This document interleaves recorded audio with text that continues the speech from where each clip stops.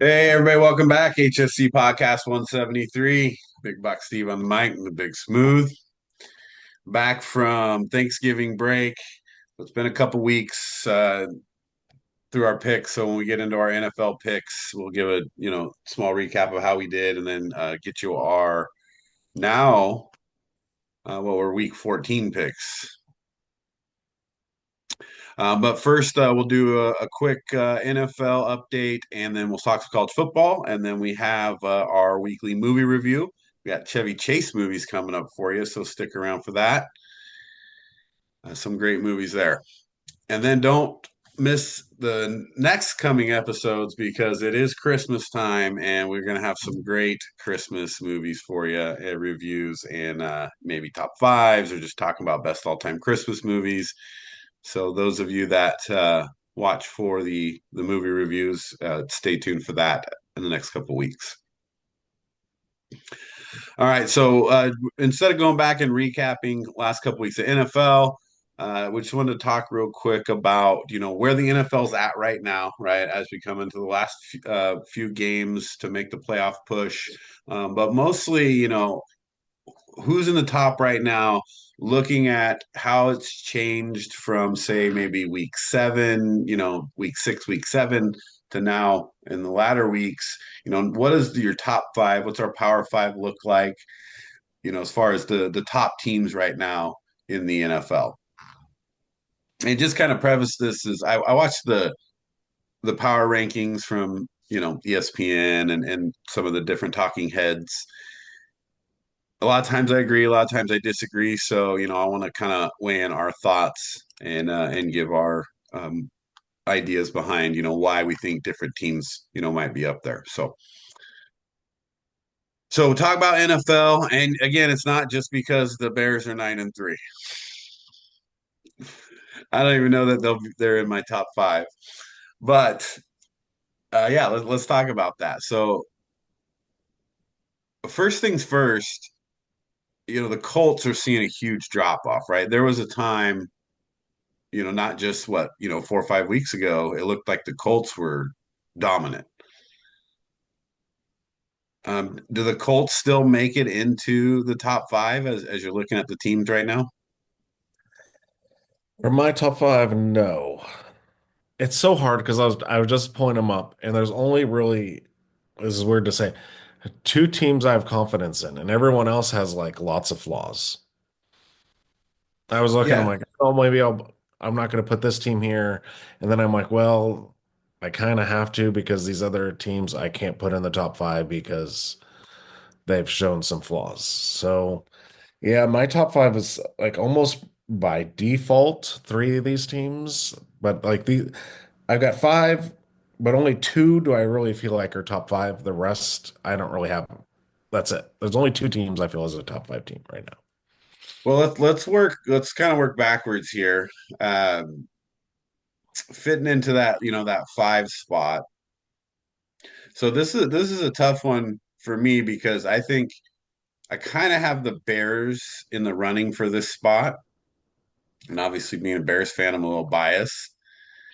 But lately, I have the 49ers looking a lot better and kind of strong coming in that, which really sucks because there's a couple teams already in the NFC West that are strong.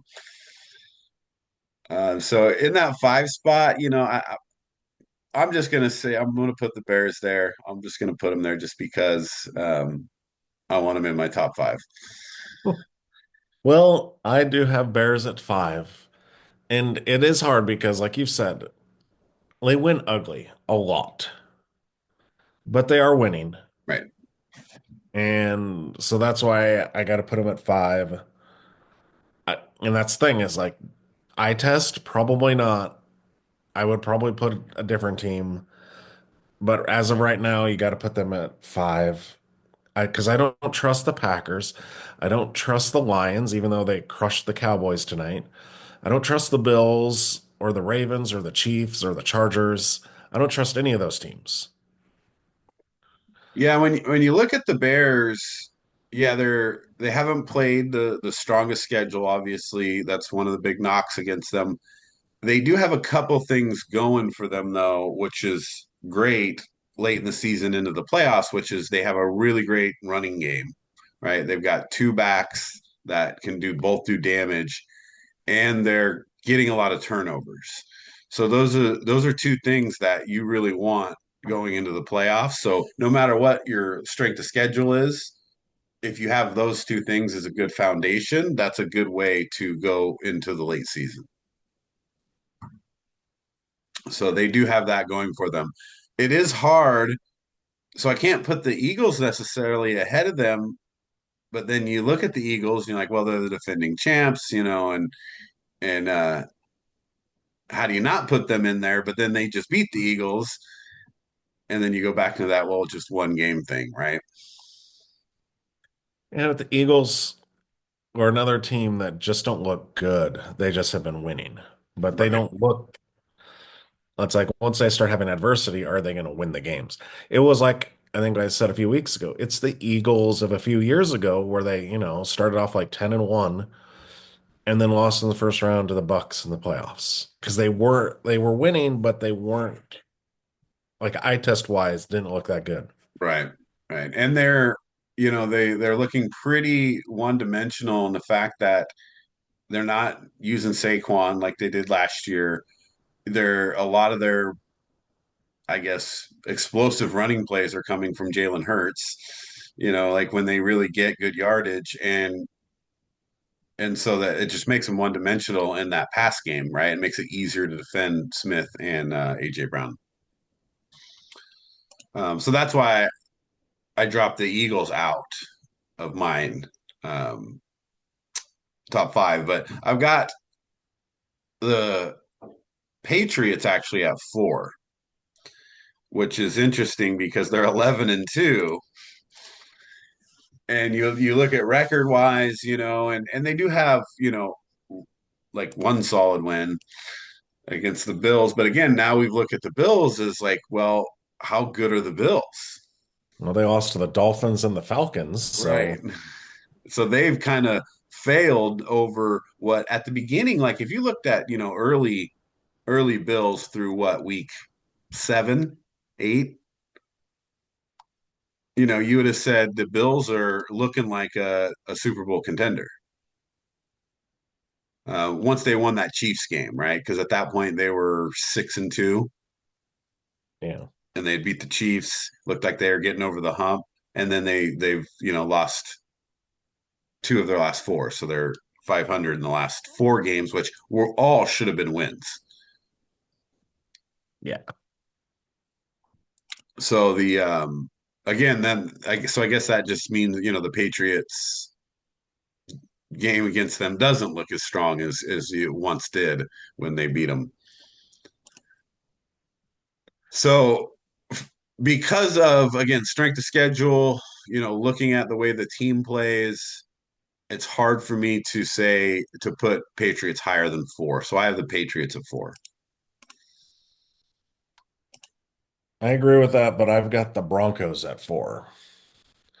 So we probably have the Broncos and Patriots switched. Huh? We probably have the Broncos and the Patriots Yes, we switched. do. We do. I just eye test wise, the Broncos are winning, but it's like there's lots of games they could have lost. Um, I mean, just looking at how they played against the Raiders, and the Raiders are horrible this year. Right. And yeah, they barely pulled that one out. I think it's the thing at the Bears, Broncos, Patriots all have been bad. Although the Broncos were good last year, Yeah, they went to the playoffs. but they get the benefit of these easy schedules. Right. And Although the so, Broncos is a little bit harder than the other two teams. right. And realistically, you look at the Broncos, the Colts, and the Chargers game, they could have won both of those games. The Broncos could be undefeated right now pretty Yeah. easily.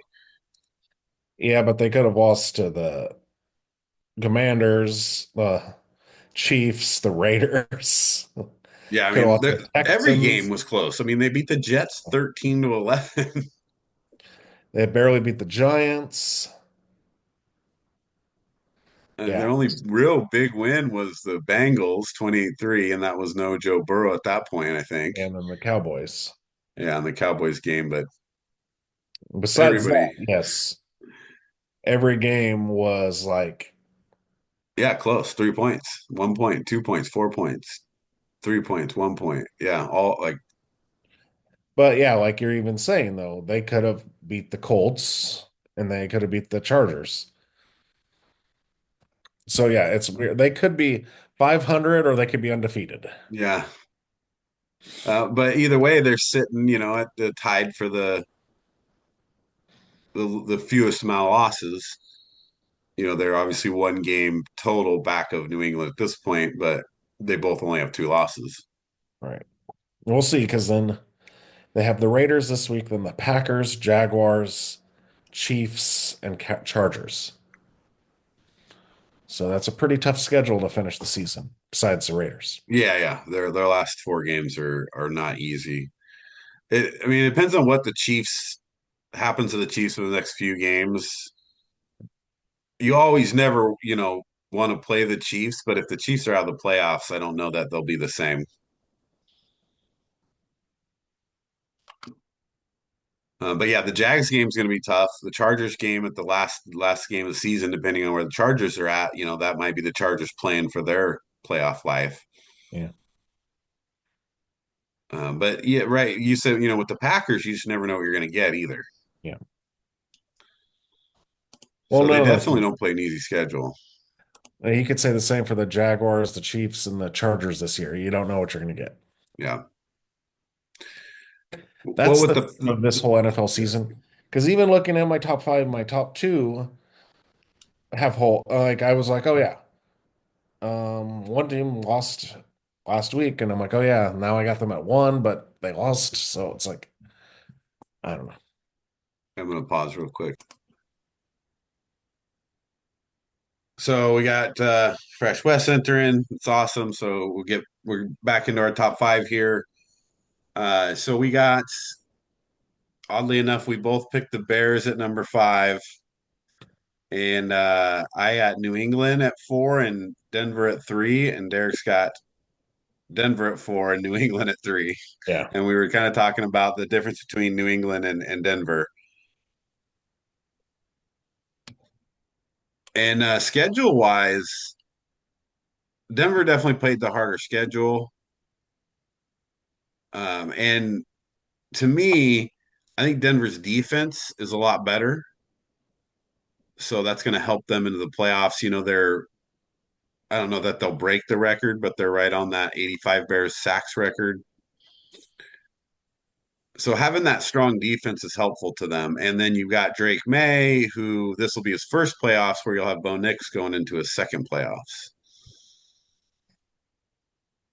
But as They're at the they're very moment, they close got though. both got home field, and you don't really want to go into Foxborough or into Mile High.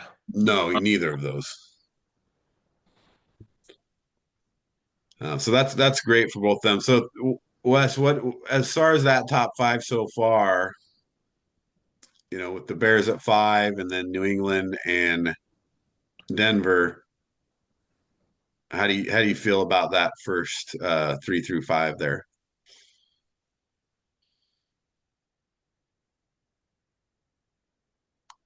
I mean, yeah, the top two seeds in the AFC are my favorite teams, the Broncos and the Patriots. Um, and it deserves it so. I would put them in the top five right now. Um, man, the Bears running game, I was looking at the stats, like, I mean, averaging 175 yards a game. Yeah. Yeah. Why are you even throwing the ball? Like the Eagles game was like, what are you guys doing? Just keep running the ball. Yeah, that was making me mad, dude. I was I like, was just dude, just keep running the ball. run the ball. Like it just um I right now have to say that's pretty accurate because a lot of teams are just not playing up to their potential. The Rams lose to Carolina. And I look at that as a blip. You know, you have those games, but come on, it's Carolina. that's are they in the top five? Possibly, but you got to give credit to New England. New England's dominating. They're playing good on both sides of the ball. Yeah, I can't disagree because really no one like look at Baltimore. Look at the teams that are supposed to be good. The Bills are, of course, they're good, but no one's playing that great. So can't disagree with that. Well, that's one of the thing we started with talking about, and as we get here, you know, closer to finish down our top five, you think about you're leaving teams out like the Bills and the Eagles, Mhm. possibly in this scenario where those are and the Lions earlier in the season, even the Packers earlier in the season, these looked like powerhouse teams out of the gate. Yeah, And even with the Rams loss, so let's just keep moving forward here. I think for me, my top two are the Seahawks and the Rams right now. That's what I got too. And the reason being is for opposite reasons, right? I think Seattle's defense is old school Legion of Boom style right now, to where they're flying to the ball. They're going to be tough come playoff time when every down counts. And you're starting talking about big third downs, getting conversions, and they're getting pressure. Their secondary and their linebackers are great cover people. And then the Rams for me are the opposite. It's like, how do you stop that offense when it gets rolling with the way Stafford's playing?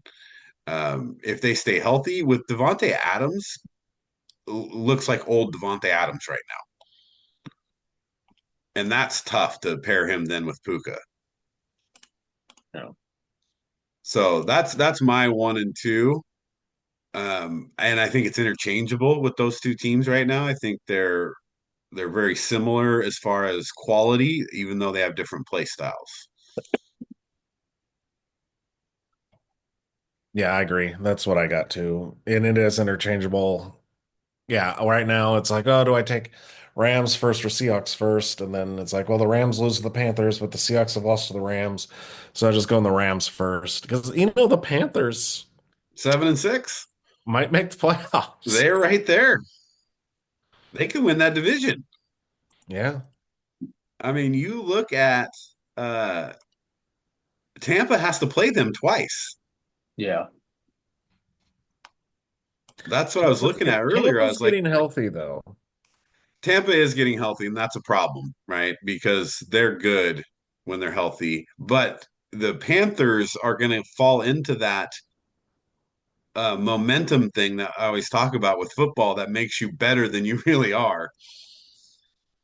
And they're just playing better than they are as a team. And Bryce Young, I don't know if you guys have been watching much of the games um, with Bryce Young, but he's coming around a little bit. He's tucking the ball and running it out of the pocket when he needs to. He's not taking the sacks he was taking, the first couple years, and he's on spot. You got a great receiver in Ted McMillan now. yeah.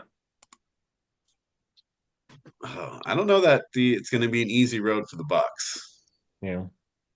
But they are getting pretty soon they'll get back Evans and McMillan. So then and Bucky Irving's back now. Right. And, So, and Godwin is back looking pretty lot healthier. One and two, Wes, you have any disagreements with those one and twos?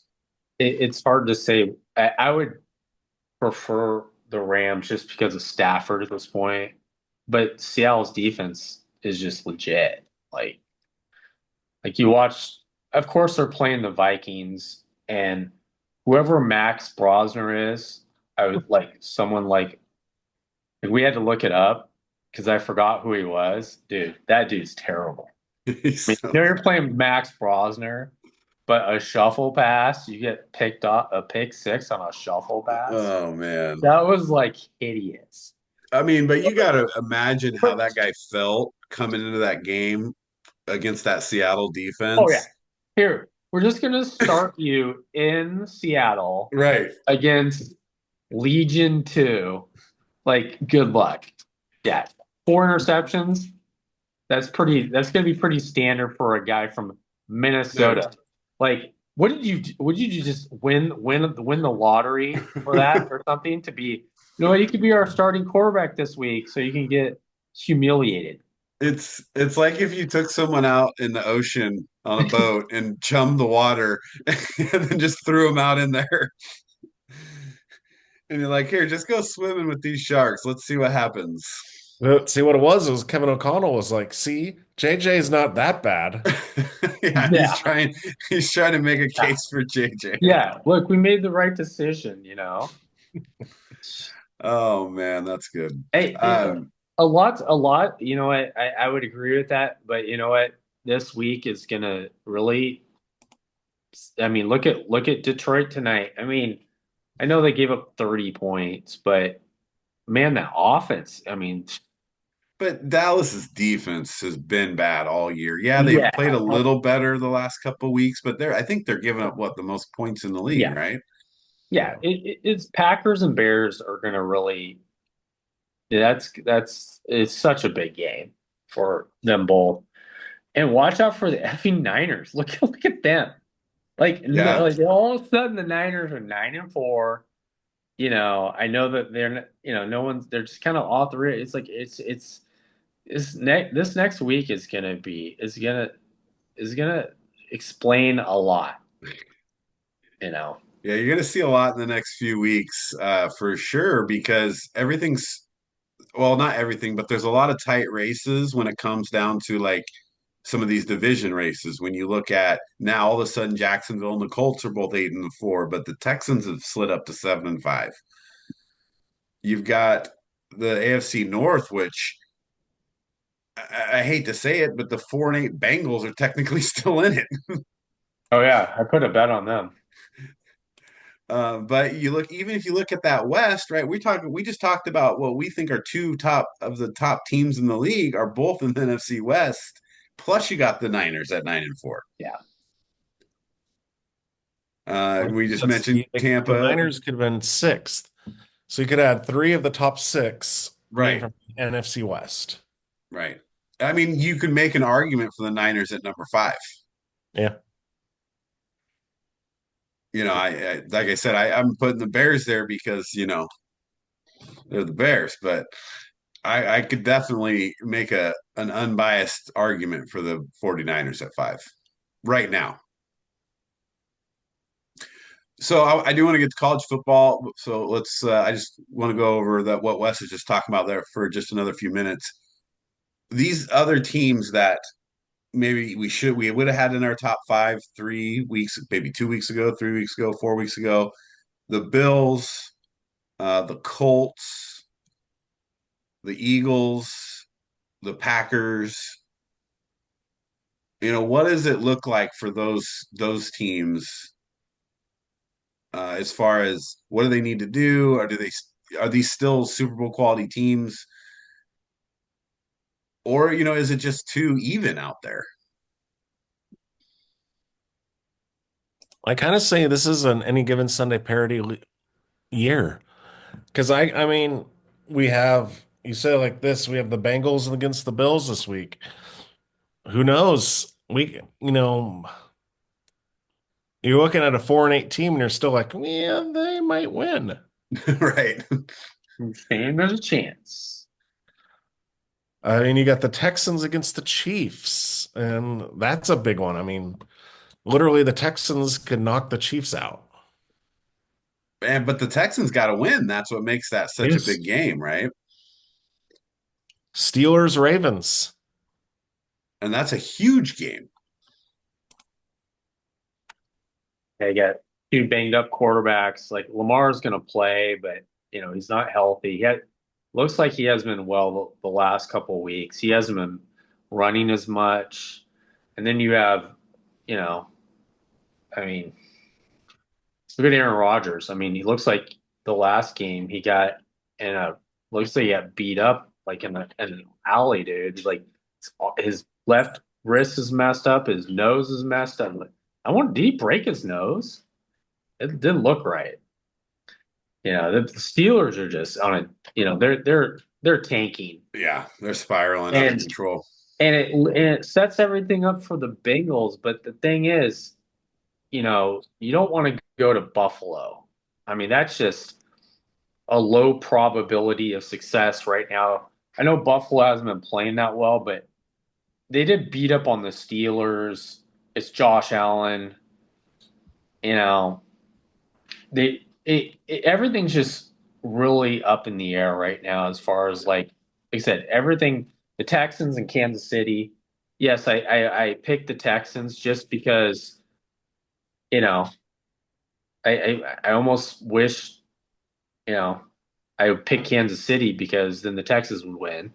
Because I want Kansas City to lose, but it's just up in the air right now as far as like teams that are going to get into those wild card spots. Well, yeah, because you look at the Chiefs, right? They got the Broncos, they got the Texans, and they got the Chargers still, right? So that's three pretty tough games for the Chiefs at this point, Yeah, And they kind of have to win out. right? they said they're favored in all those games, but I'm like, are they really favored against the Texans? I didn't see the spread on it. Yeah, they are. Yeah, That's a home game. it's a home game. This is the second time though that they've been favored at home against a team that had a much or a better record. I Well, guess they'll it's still not be. I bet you even if they lose this game, they'd still be favored over the Broncos. right.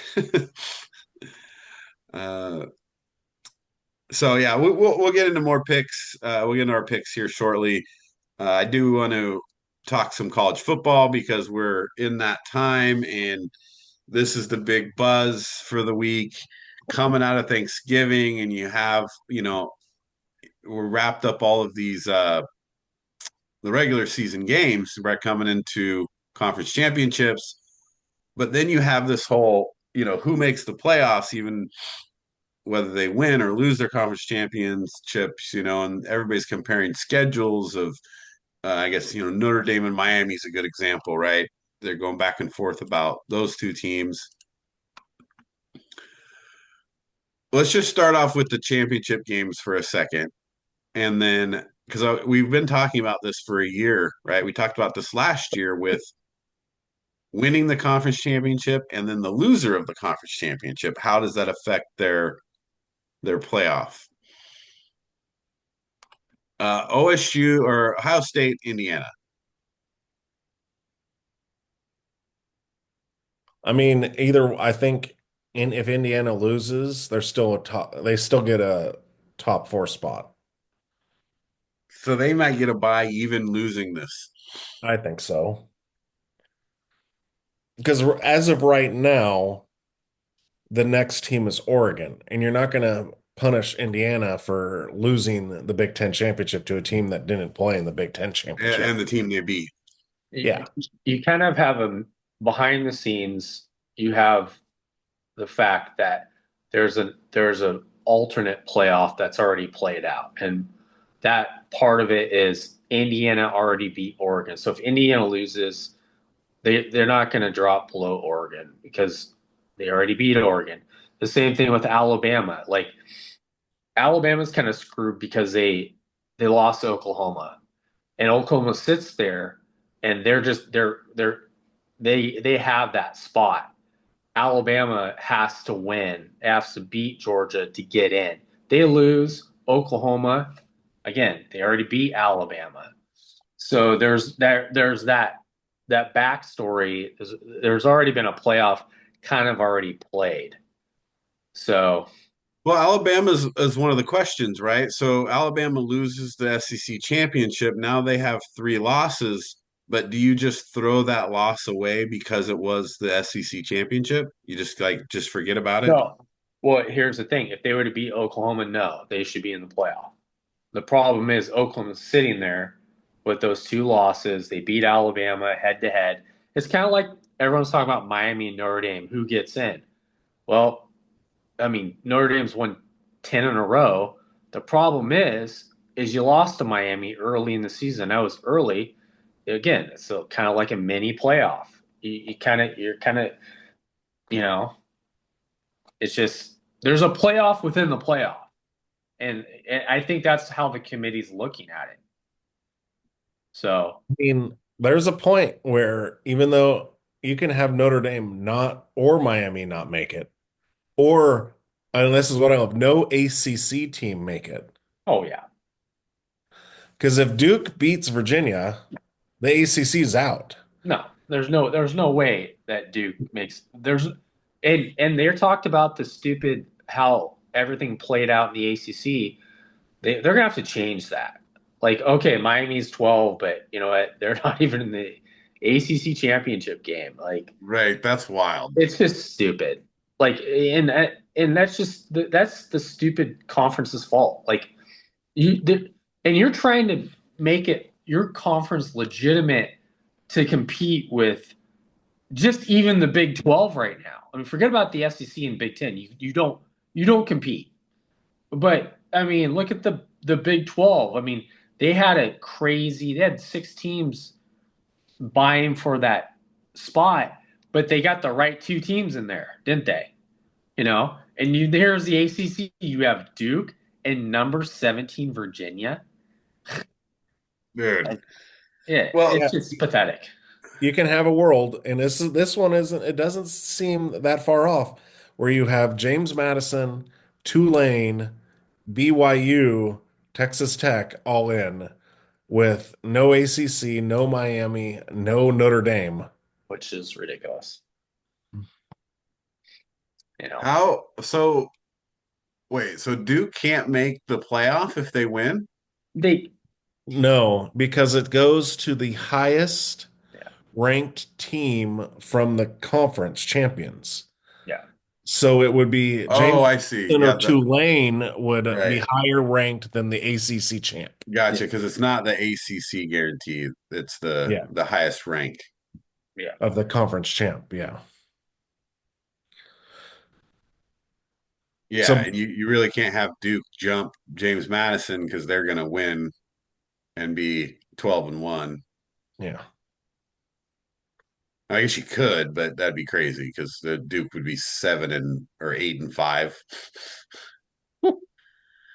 I mean, if you want to get like March Madness wise, there you go. But yeah, what you do need BYU to beat Texas Tech. And Right. then you don't have to talk about Notre Dame and Miami anymore because both of them will be out. Right. So BYU, but BYU just got obliterated at Texas Tech last time. And that's what's so annoying. Like this whole idea, like, oh, they're just gonna play each other again, and then Georgia, Alabama, like, yeah, Alabama won, but it's just like I just don't like the system. You know, I Well, hate the whole rematch crap. This isn't like heavyweight boxing. Like I just miss the days where you lost to a team. Sorry, you don't get a rematch. You know, the regular season should matter more than what it does. they should You just know? get rid of we talked about this last year. Get Yeah. rid of conference championship games. There's no point. There's no Especially point. right now. No, Well, and then here we saw this last year. Um, so let's you go if you're like think about it, if you're Georgia, you have to play Alabama this week, right? While a team like Ole Miss is in yeah. and gets to rest. Right. Well, but see, that's Oregon too. See, Yeah. Oregon. So Oregon, Indiana's punished for beating Oregon. So Oregon is in, but Indiana's in too. But it's like you never know what can happen in a championship game. Right. Your star player can get hurt. You know, and it's like, and then you have number one versus number two. Well, that's anticlimactic. It's not even a freaking playoff game. It you know, back in the day, they would have called that the game of the century, number one versus number That two. would have been the national championship game. Yeah, and it's just like it's just a screwed up system, and I hate to complain about it because it's a playoff. Well, we got a playoff, Right. but we don't know how to do it, and I think you got to X out the conference championship games. They're meaningless. They're pointless. I like Gruden's idea of just having a play-in system. You know. Well, You I know, think that's a great point though about Ole Miss, right? Because this it really is to their benefit that they didn't go to the SEC championship because they do get to rest and come into that first round and really have a chance to win that because they may be going up against like a Tulane or a Virginia. Virginia.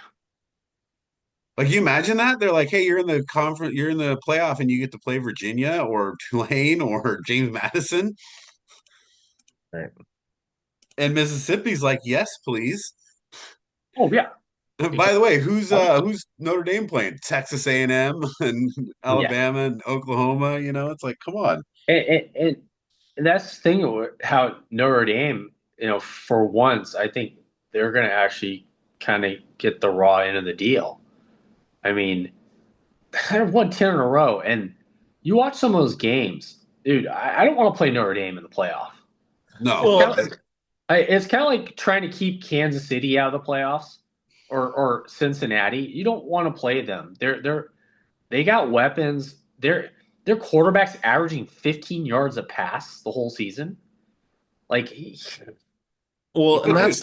that's the thing that I get so irritated with Miami fan.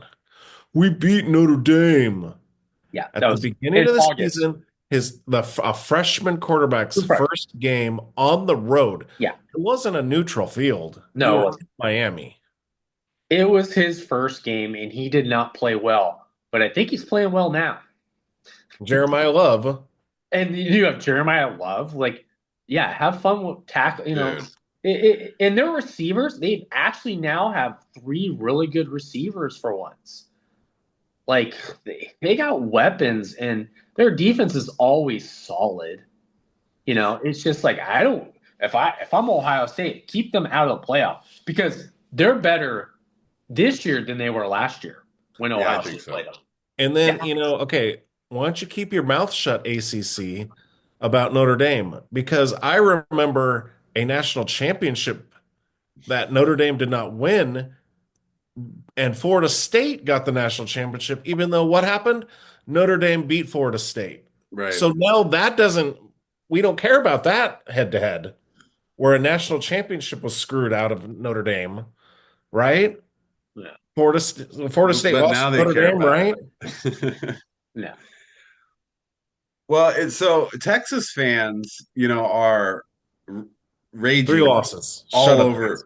all over though, right? But you guys, I mean, we just talked though about, early in the season, Notre Dame rookie, a freshman quarterback, a little different than Texas's situation, but still you played Ohio State game one in a 14-7 game. You lost to Florida. You're done. You beat Oklahoma, Yeah, you but you beat lost to three top Florida. 10 That's teams. that's the thing is like, okay, so here's the thing.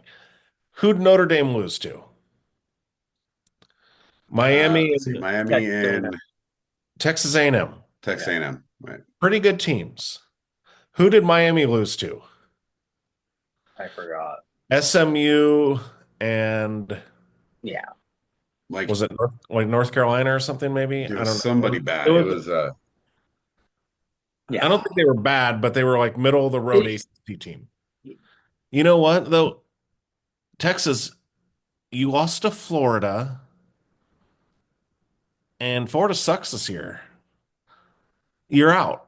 I'm yeah. sorry.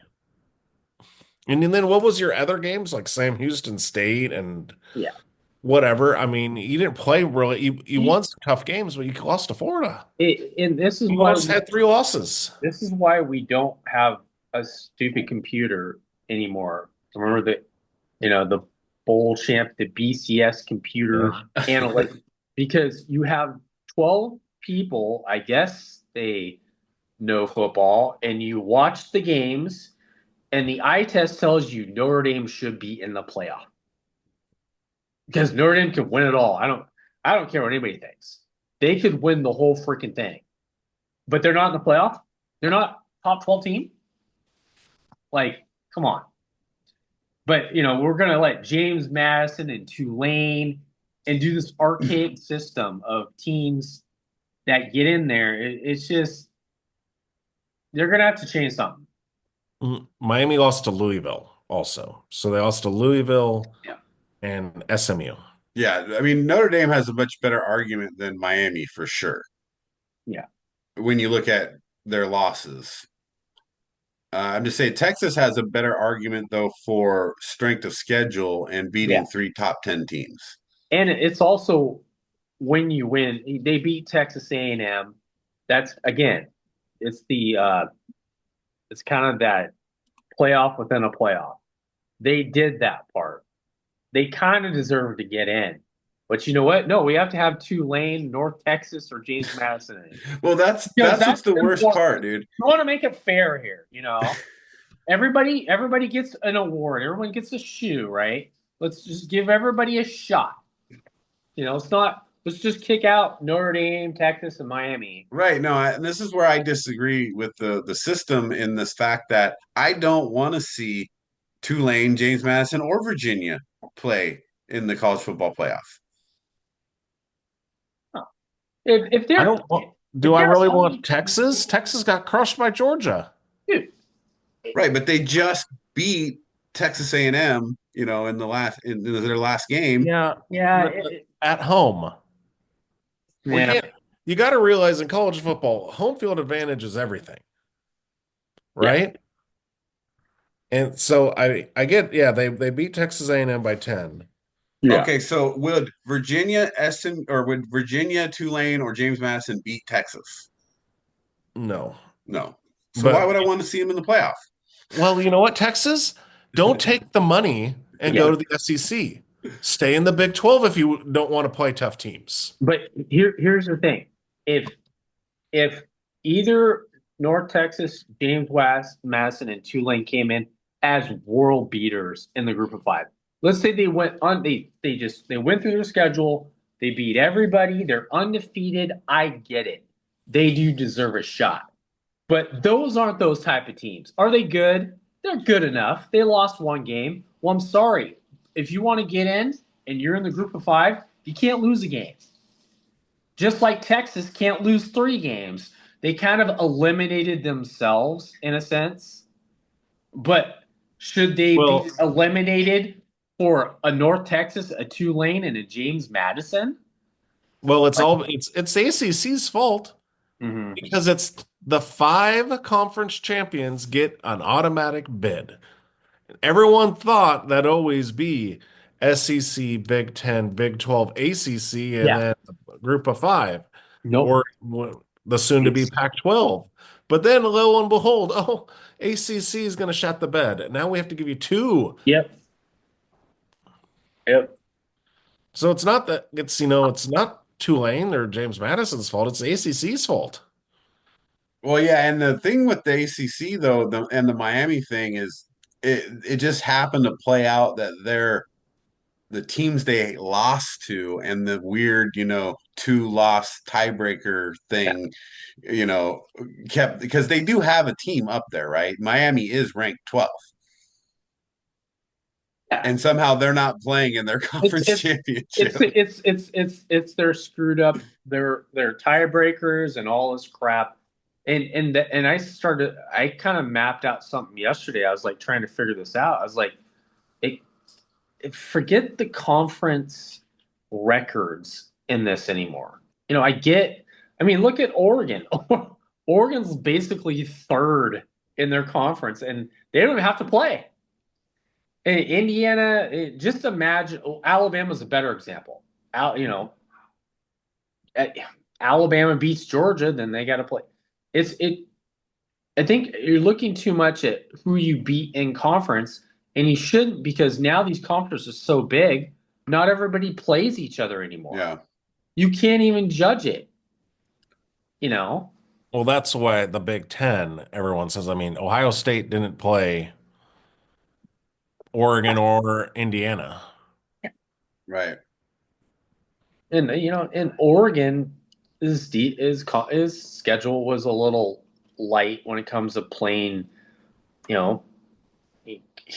the big teams in the conference. It's just you almost have to look at it as a human being, not a computer. Like, oh yeah, well, Alabama lost to Oklahoma, so that puts Oklahoma in.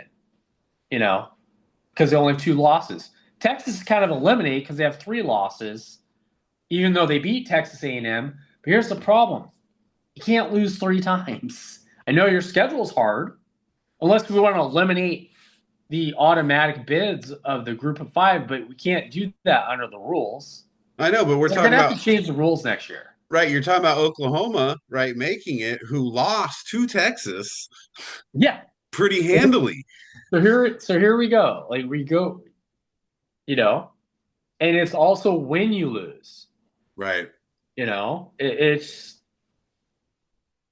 I'm sure if you just the group of 5, like I said, you're world beaters in the group of 5. All right, we'll give you a shot, but Here's here's the new playoff, right?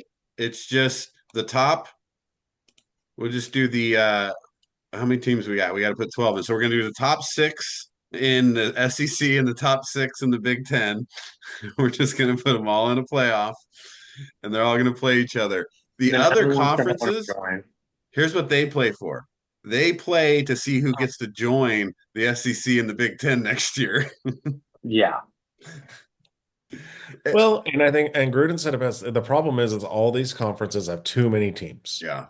and so you never know. Like we don't know who's the best is, because like I said, Ohio State didn't play Indiana, Oregon, or USC this year. Right. How are you going to tell me that they should be the Big Ten champion? Yeah, there's no way. Well, it's the same. Yeah, it's like the SEC, right? All of those teams have played and beat each other like Mhm. throughout the year, but they didn't all play each other, right? Right. They've played because you got what, 6, 7 teams there, Well, the other argument is, what about Vandy? right? So Doesn't Vandy deserve it more than Miami? yeah, if you include Vandy, that's 7 SEC teams who didn't necessarily all play each other. So like Alabama did, for example, didn't play the other 6 teams, but they played a couple of them. Right. And so that's just a big mix, right? But if Alabama had played Georgia, Ole Miss, Texas A&M, Texas, Oklahoma, Vandy, then you would know how good Think, Alabama is. but here, no, Vanderbilt is the exact example that I needed to explain this. So think about this. Alabama beat Vanderbilt this year, right?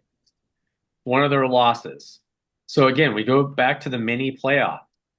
Actually, it should be Vanderbilt having to play Georgia and get eliminated potentially for the SEC. And Alabama sits out the game as 2 losses already in because Alabama beat Vanderbilt. See what I'm saying? Just playing that extra game and taking that extra loss eliminates Alabama. Well, why should they have to do that? Let Vanderbilt, they already beat Georgia, right? Okay, Vanderbilt, you go and play Georgia, and if you beat them, great. You're in the playoff, you knock us out. But I think Alabama with 3 losses still gets in because I don't think they count the SEC Yeah. championship. they don't. Well, Well, they I won't think they count it would, against them if they lose. because there'd be no different than Oklahoma with 2 losses, right? Oklahoma didn't make it to the SEC championship game, but they're going to make the playoff. So you can't punish Alabama for playing an extra game, already beating Georgia once. But even if you look at Vandy, though, that's interesting too, because look at their losses: Yeah, Alabama and they lost to Texas. Texas and Alabama. Yeah. Yeah, this is it's just a mess. And as it stands right now, like we're not going to know, what's going to happen obviously until these championship games, but here we're going to come in. I think you're going to come in because I think Virginia beats Duke, right? You think they would? I don't really know much about Virginia because I just don't really care. So then they're Like, going to or do you think the committee will just catapult Virginia in the top 12? Right. I think they'll call them the SEC or the ACC championship and put them up to 12th. What is the rankings right now? because they're ranked 17th right now. So aren't they ahead of James Madison though? They are. So James Madison's barely ranked. They're 25th. So They're ranked ahead of all North if Texas, Virginia Tulane. wins, they're in. They're in. That's what I mean. It's just if Duke beats Virginia, then James Madison is in. Well, no, Tulane is technically ranked higher than James Madison. Well, that's what I'm saying. If Duke wins, James Madison will be higher than Duke. Oh, yeah, yeah. You're right. So So you then both then Tulane and James Madison get in. are going to get in Now, for if the conference Virginia champion. wins, then you only get one group of 5 team in. Right.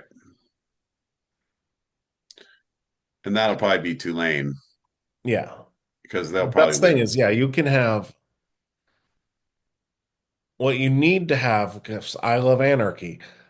You need to BYU needs to be Texas Tech. That's the big one because then Notre Dame gets knocked out. Right. And then everyone freaks out because then you have Notre Dame and Miami not making it. I mean, I don't I'm kind of on the same page as Wes with Notre Dame in that I want to see Notre Dame in the playoff because they're really a good team. Well, they need to get into a conference. Well, they definitely need to get in a conference. The Because the whole problem is Notre Dame gets all independent these thing, special rules, and that's yeah. why people hate that. It's like, why The, should Notre Dame just be in? yeah, the whole independent thing that needs to go away for sure for Notre Dame. But I'd hate to not see them in the playoffs because they're a team that I think can compete with every of these playoff teams. Like I said before, I don't think James Madison, Tulane, Virginia are gonna hang with any of these teams. And so for me, that lessens the quality of the games and watching the playoff. Right. It was like Clemson last year. Like, great, Clemson snuck into the playoff, and then what happened? Yeah, but then you had a few years ago, and then people got mad. But TCU, no one thought they should be there, and then they made it to the championship game. What do we have though? What was that? 8 teams or 4 teams? I think that's 4. Right. So they were still top 4 though. Yeah, but or like last year, Arizona State, right? Arizona State making noise in the college football playoff. Right. They're a solid team, and they're technically Big 12, right? Yeah, I, I think you almost have to do the Gruden system where you replace the conference championships with like a plan and do it regional. You know, that's the only solution to this. You know, who else we can do? Because they're not going to. It's 12 teams at least. It's not going back. So just do a plan. Forget the conference champ. This whole thing. Like, well, who cares? Indiana and Ohio State. Do you think they actually care who's? You already know pretty much the Big Ten champion is Ohio State in a sense. Remember back in the day where, like, I remember Northwestern. I think it was Ohio State and Northwestern. They finished undefeated in the conference, but Northwestern won it because they hadn't won it in like 40 years. It's like the tiebreaker was who's the team that's won it last gets the freaking conference championship. But nowadays it doesn't matter. They're not going to the Rose Bowl. It's just a title. You're the Big Ten championship. Congratulations. Right. You win nothing. Get your free lunch at McDonald's as well.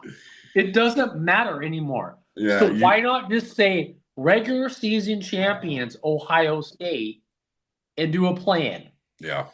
well, they just need to get rid of the conference championships and then just do the top 12 teams make the playoffs. Yeah. And I agree with that. I think that's the best. I mean, and also do something with the large conferences too. They need to figure something out. The conferences are getting too big. Well, they're trying to restructure. There's this whole thing where they're going to restructure everything in 3 years. I mean, there's so many stupid rumors out there. But that's what needs to happen. I mean, 20 teams in a conference and really nobody plays each other, and then you have this debate. Right. And Well, that's what happens. Idiotic. we need the Big East back, and we need the Pac-12 back. Yeah. You do. 100%. Yeah, we need the Big East. The Southwest Conference, Big Eight. Remember that? I mean, come on, why not? Well, no, I saw a format where it brought it back all the 8 teams. Yeah. You had the Why Big not? 8, you had the Pac 8.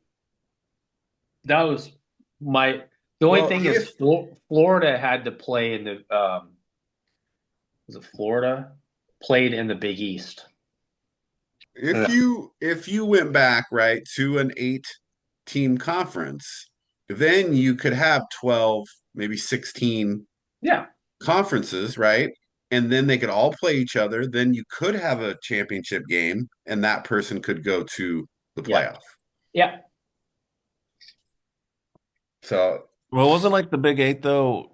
It was all Texas plus Arkansas. That's the Southwestern. You know, they No, bring back the Southwest Southwestern Conference. Conference too. Yeah. yeah, So you'll have the Big 8 and the South. So all the Texas teams. because Big Eight was like Oklahoma, Nebraska, Right. Colorado, Colorado. Yeah, Missouri. Texas, the Southwestern was like all the Texas team and Arkansas. yeah. Yeah. No, I mean that to me really only seems like the most viable option if you really want to make it fair. Then you had Miami in the Big East, Yeah. and Florida State in the ACC, and Florida in the SEC. Yeah. Well, no, but Florida is weird. They didn't join the SEC till like 91. No, Florida's always been in the SEC. Has they? Yeah. Oh, that's when they went SEC East and West. That's when they became the first super conference. You know, you could split up some of these Big Ten teams into like a Big East conference, though, right? You could move out. You don't have to have Michigan, Penn State, Ohio State, all of them in that Big Ten. No. You can move some of them over to like a Big East conference. Well, I mean, you already knew like Maryland and Rutgers, or Maryland go back to the ACC. Rutgers was the Big East. Right. Boston College, Big East. And then, but here's the thing: Penn State was an independent. Then you just move them to the Big East. Yeah, they're more of a Big East team, anyways. They're not in Nebraska. The one team that needs to move out of the Big Ten and back to where they is freaking Nebraska. Like they need a Big 8. They are done with the Big Ten's done with them. Yeah. Like they cannot compete. I mean, I saw the Iowa score. I was like, "Are you kidding me? 40 to." I know you're playing in Iowa. It's not like this is 1985 where they went to the Rose Bowl. You lost 40-16 and you're Nebraska. Like this, it's terrible. Like they need to go back to the Big 8. I would just create the Big 8 just to bring Nebraska back. Just to get them out of there. Yeah. All right. Well, I mean, let's just kind of give our prediction here for championship game, because then we'll get into our NFL picks. Not that these matter a lot, so let's talk more about the ones that do matter. BYU's only chance is to beat Texas Tech, right? Yeah. Can BYU win that game?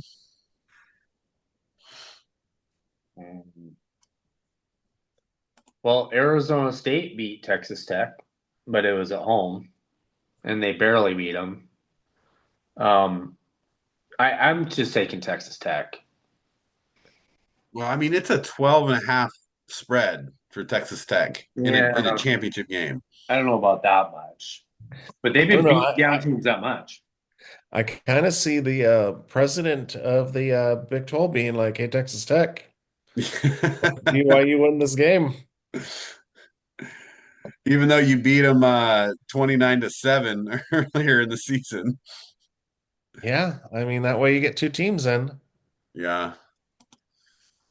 It really is the only way BYU can get in, but if you're Texas Tech, you really also want that first round bye. Yeah. So I don't think Texas Tech loses that game. I think you want the first round bye. You want to win this game. You want to establish yourself as that we're a top four team. Didn't all first round buys lose last year? Do they all lose? I know Oregon and I'm pretty sure they all lost. we'll have to look that up because now I can't remember off the top of my head. But anyway, I mean, do you not want to buy? I mean, come on. Yeah, Well, how'd that work they out for all Oregon? lost. They all lost. It was Arizona State had a bye, Oregon had a bye, Boise State had a bye, and Georgia had a bye. Yeah. Well, All yeah, lost. because you had Boise State and Arizona State getting buys. Come on. Yeah, that's the thing. This year It's it's Georgia, Indiana, Ohio State, Texas Tech if everything plays out. yeah. Okay, so how different is Arizona State and Texas Tech? This year, Texas Tech is way better. Hey, Texas Tech is good. They're surprisingly Do you good. see their Texas Tech's points for points against? 344 points for, 100 points against. Yeah. Their defense is good too. It's Okay. ridiculous. Yeah. Does they have anyone on that team anywhere close to anything like Cam Skattebo? Well, they got Cameron Dickey. Yeah, but Skattebo was going off. Scatterboo was a one-man army. And think about it. And then they lost to Texas. So Yeah. like They Arizona should have State. won the game. It was Yeah. crap. And then Oregon lost to Ohio State. That's who they played in the Yeah, that was first. a horrible draw for Oregon. And then Penn State beat Boise State. And When you knew, Notre Dame beat Georgia. well, that doesn't bode well for Indiana because if it all plays out, they might be playing Notre Dame or Texas A&M. Yeah. But I don't see all four losing again like that. The all four, like I said, Ohio State, Arizona State, were not top four teams last year, even though they got the buys. Oregon, you run into Ohio State, who wins the championship anyway. But Ohio State last year was way better. They were a really good team last year. I mean, you had Judkins and Travion Henderson. Yeah, but can't we say San is a million times better at quarterback than Will Howard? He's better. He's better. I don't know. He's better. A million might be stretching Accurate. a little. Well, he's a freshman and he's already better. He's better. Here's the thing. He's still a freshman though, and he hasn't seen really the teeth of a dominant defense yet.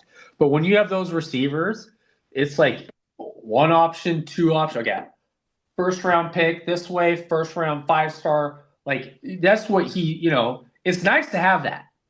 I mean, look what Howard did last year, having, you know, those receivers.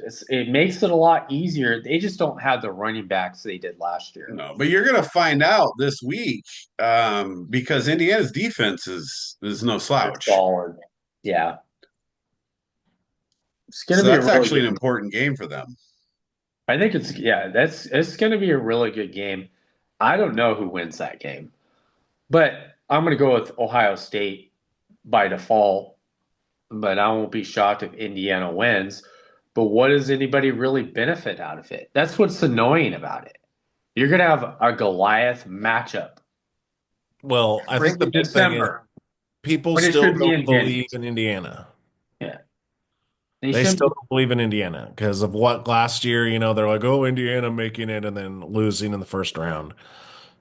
If Indiana goes and beats Ohio State, then they go, look, we went into Oregon, beat Oregon, then we just Right. beat Ohio State. It doesn't matter. They'll get that bye, and the bye. Well, they might get the bye anyways if they lose. I still think they're top four. Yeah. Unless they get like beat by like 50. Yeah. Yeah, I mean, but still, who's going to jump them? I don't see anybody that could. I mean, the only thing I could see is if Alabama They beats beat Georgia. Georgia, and then they jump them, even though that they have two losses. I don't know. Because then you could just say, well, I've beaten Georgia twice. Hey, what are you talking about? 1991. What happened there? Freaking fifth down, Colorado with like two losses, number one in the nation. Come on. Alabama can be number four. Losses. Eye test. The eye It's not test. about record. It's eye test. Yes. Right, right. Back then it was all about eye test. No, you know what they would do is Oregon would jump Indiana somehow. Yeah. That's why it's kind of like, Indiana's not going on the top four if you're going to have Oregon at 5. Yeah. Right, right, exactly. Because that's the problem. It's like, what are you gonna do? Then be like, okay, sorry, Indiana, Oregon's better than you. Oh, that's horrible. Okay, so Ohio State, Indiana, I think that's a good game. It's meaningless, but um, I do think Ohio State still wins. Yeah. UVA, Virginia, I think they're going to beat Duke and they're going to get their spot. Go Duke. What about this Georgia, Alabama anyway? I mean, again, it's not that, I guess it is meaningful, but again, that's the point where we don't think they're going to drop Alabama out for losing to Georgia in the SEC championship. So, Yeah, but if you're Alabama, can you take the chance of having 3 losses and still being in? right, 'cause they're not letting Texas in. I'm going to take Alabama. I didn't want to think about the whole week. I was like, Georgia can't lose again, but I Oh think boy. Alabama can beat them. But Georgia's in either way. Yeah, they're in either way. I'm just saying,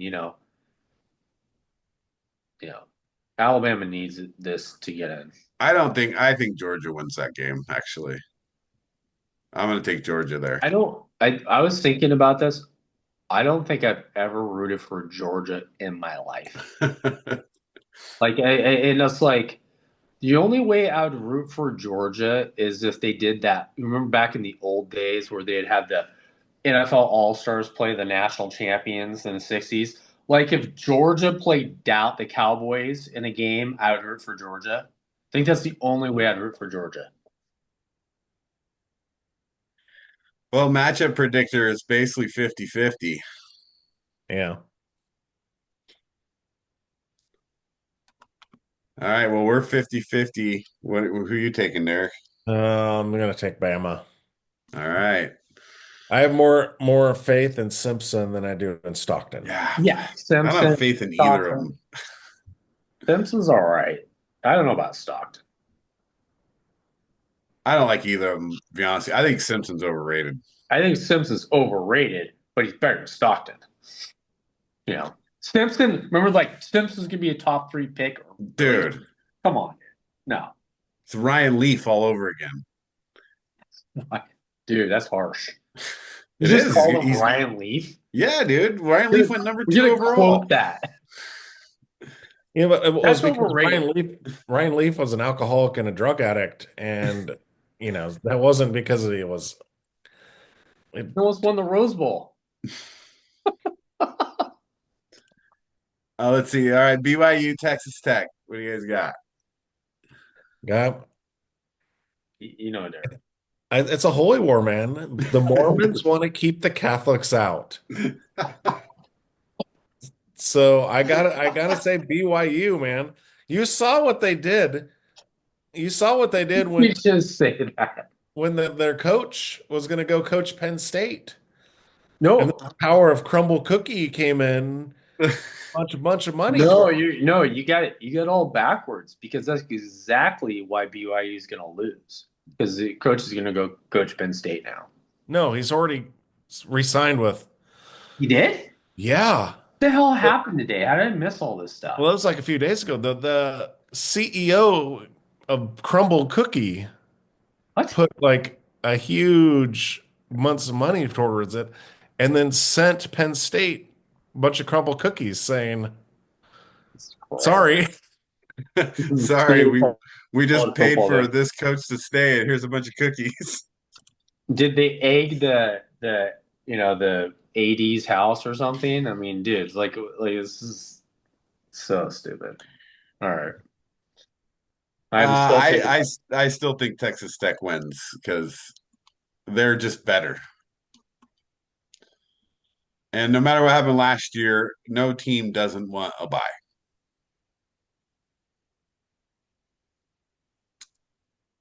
I mean, you imagine going to a playoff. They're like, "Hey, you're in the playoff. Either you get a bye or you don't." You're going to be like, "No, I don't want a bye."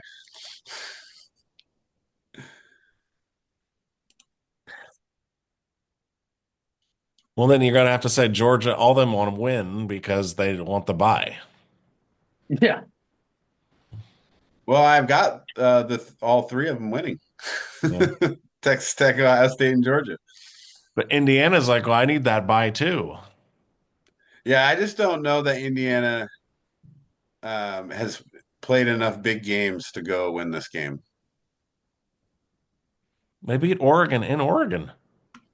Yeah, that's one. We're talking about Indiana as a school. That's Yeah. Oregon. Okay, but I'm Oregon was like, more what has worried about Ohio their State number. done this year?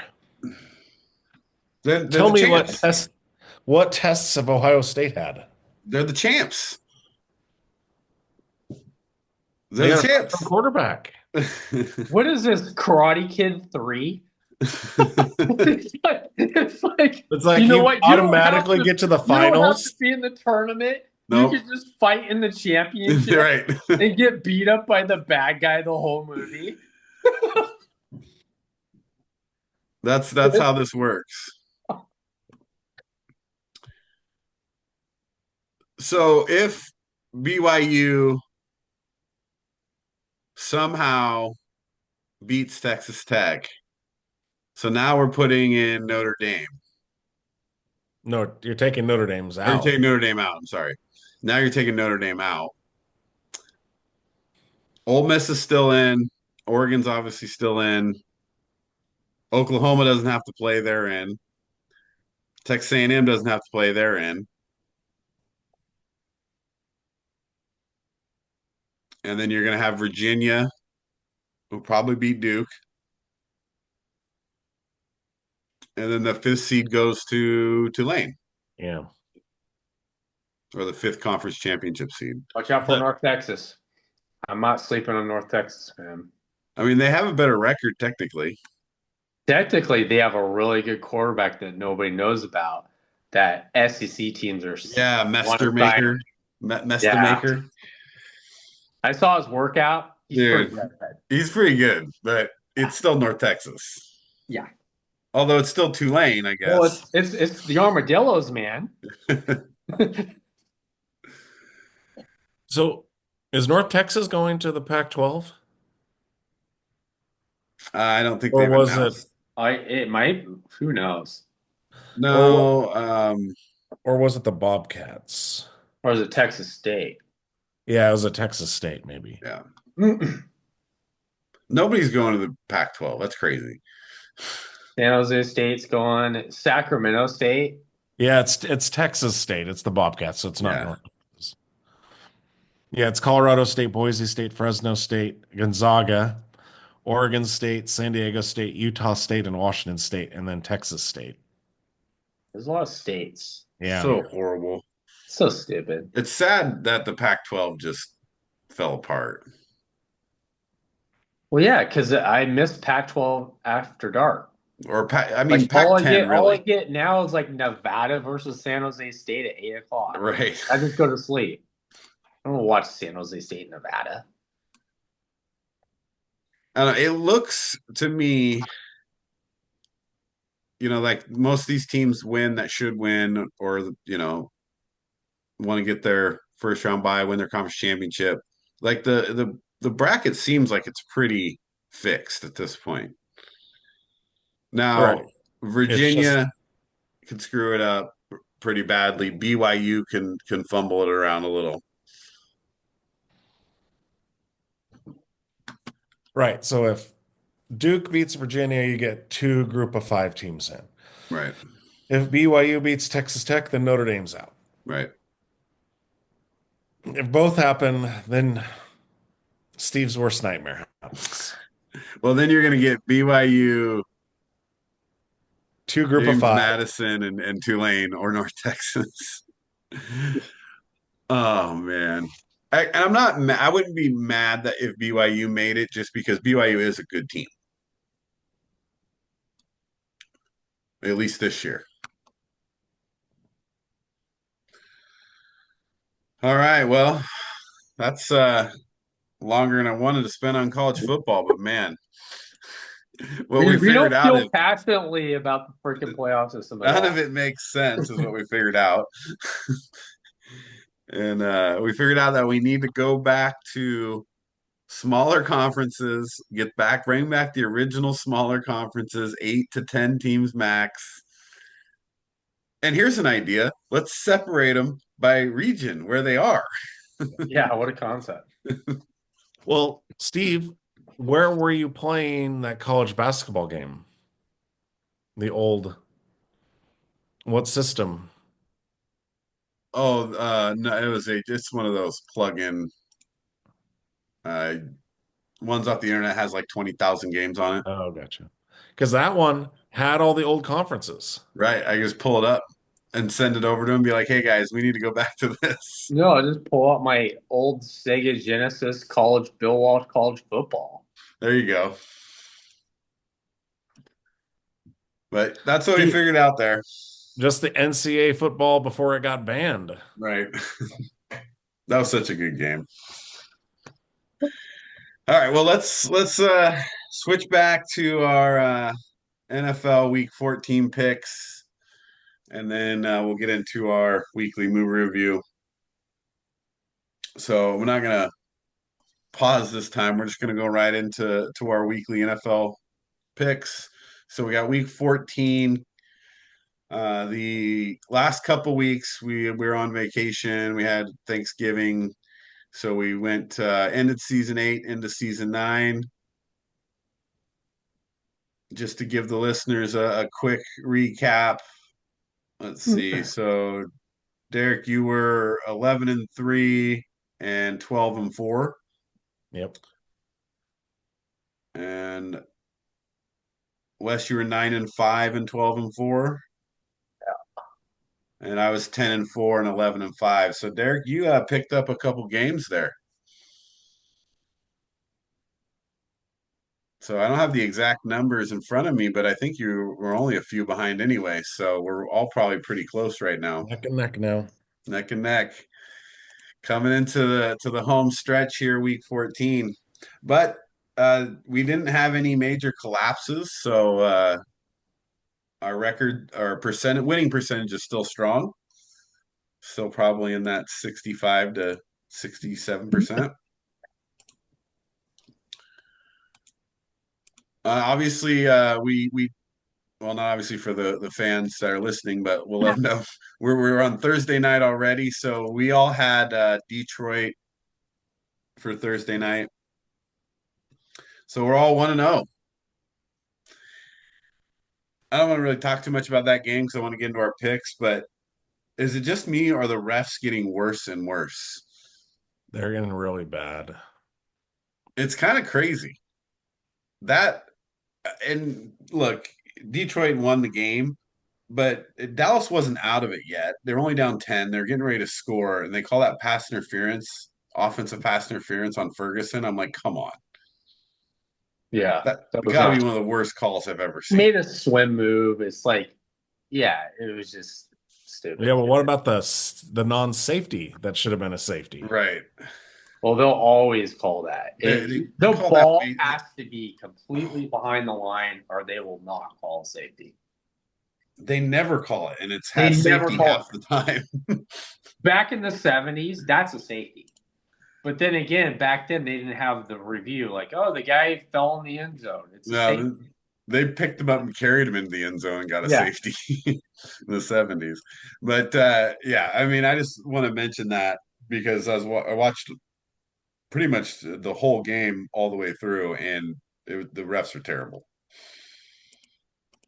So if you're listening to NFL, which I'm sure you are, Hopefully we don't get fined. I know you're gonna get us fined. We're gonna get Criticize the fined, Steve. refs. I really hope Feel so. like that. But it's getting bad. And I hate to say this, but they almost need to start relying more on replay. Yeah, but sometimes we watch. The problem with replay is you go with what the refs say at the beginning. So if it's not with definitive proof, then you can't overturn things. Because there were games on Thanksgiving where I'm like, that was a catch, or you know Right. what? And they're like, nope, it's not. And you're like, dude, my eyes see that was a catch. Right, because the ruling on the field was called one way, though. Yeah. The weight of the ruling on the field is too heavy, Hmm. in my opinion. My humble opinion. All right, so 1-0. Thursday night game's already over. Let's jump into Sunday morning. Let me get to the schedule here. Game one on our ESPN schedule is Seattle at Atlanta. Um, I'll start. We got Seattle as the number 2 or number 1 team, either way you look at it in the league. There's no way they could go into Atlanta and lose. They're a 7-point favorite. Defensively, I think they have good team speed, where it's going to be easy for them to defend guys like Bijan and their guys, the receivers come across the middle. So I don't know that Atlanta has much of a chance here. I don't, yeah. Who knows with Atlanta, but that Seattle has to win this game. Yeah, if not, then you're like, are they really for real? They need to go. Good teams need to beat bad teams, and so they need to go into Atlanta and beat them. And so I got Seattle. Yeah, this is like Atlanta's Super Bowl though. Like they're 4-8, and Kirk Cousins is their quarterback. And I know that's a nice story. Well, they'll probably make a Netflix documentary about it. But I just see Seattle just terrorizing Kirk Cousins and winning and definitely covering. So Yeah, I mean, I don't. It's a little early for a lock of the week, but I mean, I think you're pretty safe with this one. And by the way, Kirk Cousins, his agent is going to get him 200 million for that Netflix, yeah, guaranteed. they're just worried about the documentary now. They don't care if he loses the rest of the games in his career. Just watch. He'll go and he'll throw for 300 yards this game and get himself a huge contract next year Yeah. by the Oh, Jets. Kirk The Cousins, Jets. the Jets. No, don't even say the Raiders. Oh my! Oh, dude, you just Out the jinxed it, Raiders. Wes. No. You may have just signed Kirk Cousins. You may have just signed Kirk Way to Cousins go, verbally. Wes. I wasn't going to speak his name to the You, Raiders, you but you can't had to put go and that do out it. in the universe, dude. Oh, brutal. All right, well, let's move past Kirk Cousins. Cincinnati at Buffalo. We talked about this earlier. Uh, Wes, you said Cincinnati might have a chance. Who you got here? I waffled on this and I'm waffling. I mean, they have reciprocal like the Bills are 8-4 and the Bengals are 4-8. But I'm gonna take the Bengals because T. Higgins is back, and they do have this quarterback named Joe Burrow, and I think he's fairly healthy. I don't know how his toe's doing, but he played pretty well last week. Their defense is improved a little bit last week. They're only giving up 32 points a game now. I don't care, dude. It's Joey B. By the way, they're still better than Dallas's defense. I don't think they are. In points against, they've Are you been giving sure? up less points. Oh, now? Yeah, because he gave up 44 tonight. Well, you never know what the Bills might put up 44 also. Because Yeah. with the Bills, you got James Cook and Josh Allen, and they're going to run all over the Bengals. That's why I got the Bills. Oh, the lock of the week is if the Bengals come out in the Stormtrooper white, all white. Dude, it's a wrap. The Bills shouldn't even just show up. All Stormtrooper. What like if they the do Bills? on Thursday nights. What if the Bills come out in 90s Bills gear? Oh, then yeah, they'll lose for sure. They lost 4 Super Bowls in that gear in a Yeah, row. yeah. Well, how'd they do in the regular season at that gear? Oh, I don't care about the regular season. So here, what's interesting is Cincinnati just came off a big win to the Ravens, right? Burrow comes back. You beat the Ravens. You have to win that game to have any chance to stay in the hunt. So this is a big game for Cincinnati, actually. It is their whole season because I don't think the Ravens tail spinning they're not going to lose enough games for the Bengals to tie them and win the tiebreaker. They Well, have to win so the game. since he's got the Bills, but they got the Ravens again the week That's what I'm after. saying. They're still going to need. I don't think the Ravens will lose that many games for them to win a tiebreaker. Could they potentially lose this game? Yeah, and the Ravens have to really fall on their face. I don't think they'll lose the Steelers. Yeah, but the Ravens haven't looked great, right? You just No. lost to the Bengals. What is it? So, We're gonna have an 8-9 team from the oh my gosh, AFC North going to the playoffs. it might. You That's might. basically what you're And saying. then they'll make the Super Bowl. And Oh. I already said that. I already told you my Super Bowl prediction. It's the Bengals and the Lions, and the Bengals win with a losing record in the regular season. I'm The gonna worst put defense in the NFL. I'm putting some money in DraftKings on that. I did. I put $7. I had $7 left. I put $7, and if I win, I get $1,200 if the Bengals win the Super Bowl. That's good odds. Plus 15,000. Yeah. Well, although this is a big game for Cincinnati, and I think Cincinnati, with the way Buffalo's playing, has a chance. But Buffalo's at home, Good chance. and Buffalo needs the game as well. So I'm staying with Buffalo here. All right, so we got a swing game though. So that's Wes is trying to take a game on us. Let's see, Tennessee at Cleveland. Who cares? I don't care. But I'll Oh, take Cleveland. Tennessee. I almost thought about it. I almost thought, like, hey, why not pick the Titans? I might do it in my parlay because they'll probably be plus 500. I mean, I'm going with Cleveland just because I don't care, but I don't think Tennessee's good either.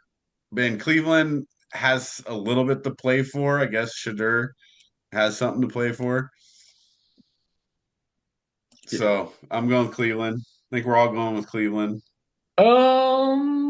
Yeah, but I do notable stats about the Titans. They are averaging 14 points a game this season. And the Browns are averaging giving up 16 points a game. And the most exciting fact about this game is you can get tickets for as low as $7. I can't even get a freaking Happy Meal. Dude, this might be your lowest ticket price call out of the year, Wes. $7. Honestly, though, I can't believe that because if I'm like a Shador guy, this is the game you want to go to. Yeah, especially for $7. No, but I mean, it's more important to Cleveland than Tennessee. Neither team really probably wants to win, right? Because it's time to think about draft position. I don't think the Titans can win. I don't think they have a choice. They're that bad. I mean, and I guess at 3-9, Cleveland technically still could win the division. The producer is saying right now, why are you guys talking about the Titans? It's like he's pulling the plug here. Well, isn't it like Myles Garrett's going for the sack record? Right. Dude. Yeah, he is. Yeah. And he looks like he's going to beat it handily. So he'll probably get it this game. He'll probably sack him like 5 times.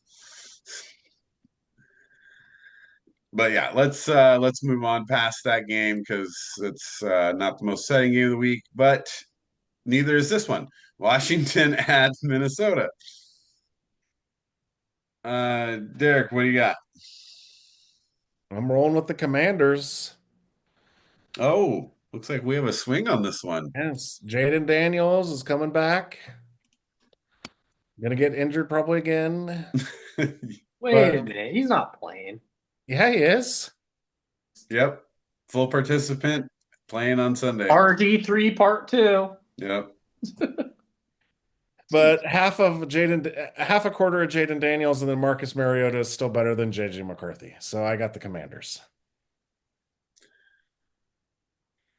Yeah, I mean, I think Wes and I both took the Vikings here. So we got a swing game. Yeah. The only thing I want to say about this game is I think the Washington should change their name to the Commandos. To the Commandos did. I think we're done with the Commanders. I think they should go back to the Redskins. Yeah, that's the thought too. I'm just going with Minnesota because they're at home. Yeah, I don't think either team is going to particularly coming out to try to really play hard. Washington doesn't want Daniels to get hurt. Minnesota doesn't want JJ to throw 5 interceptions. yeah, they're gonna. I think they're gonna feed Jefferson the ball because he's so unhappy, and I would be too. I'm like, their season has been a major disappointment. Right. So I think you're playing the Commanders. You're playing at home. I'm just taking them. All right. Well, we got another swing game there, and then another not so exciting game, Miami at the Jets.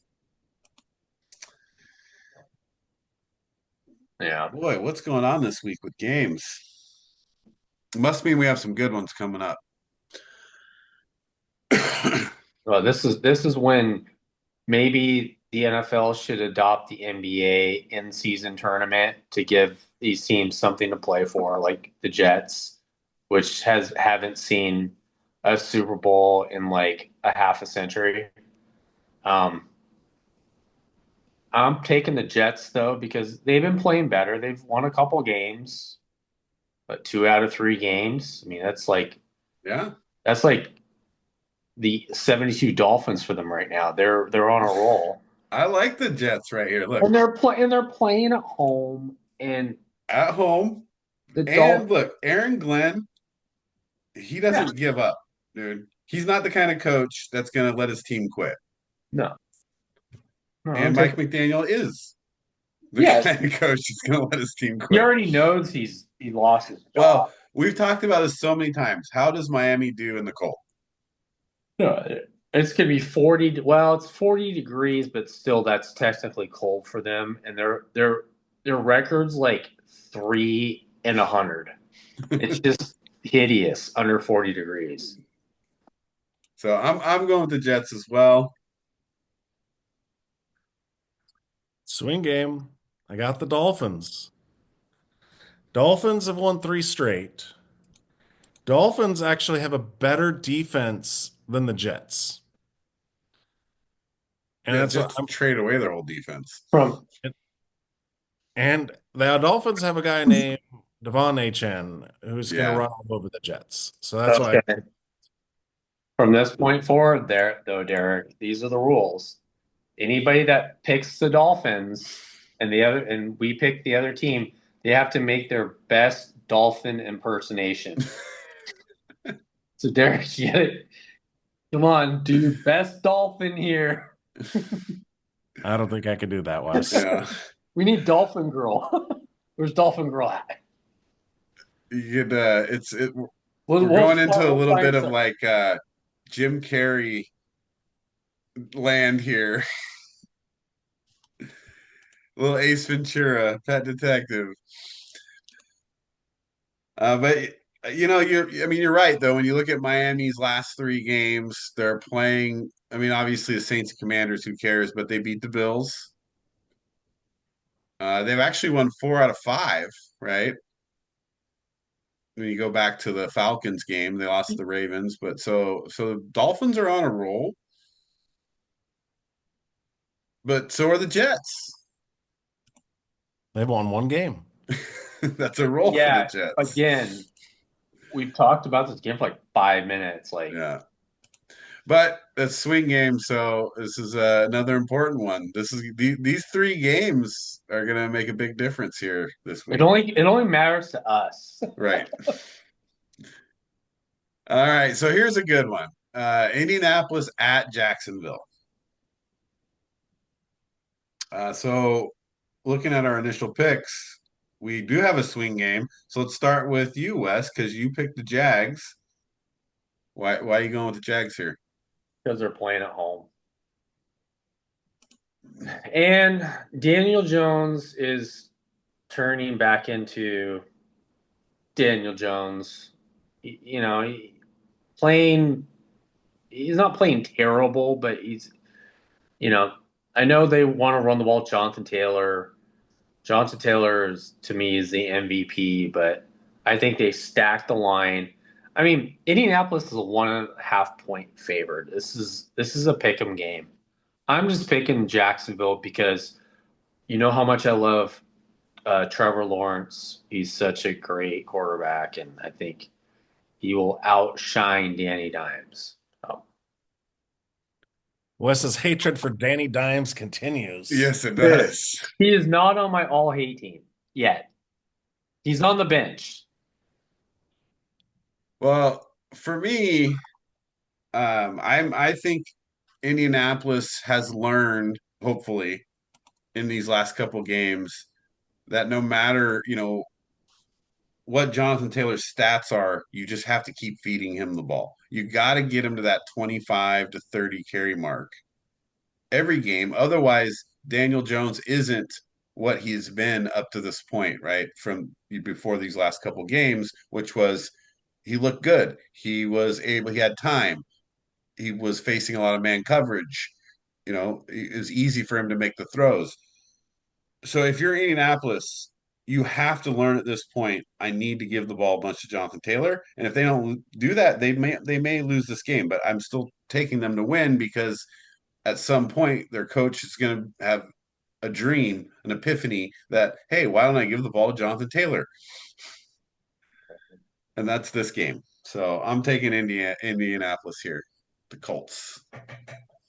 Yeah, the winner has pole position for the AFC South.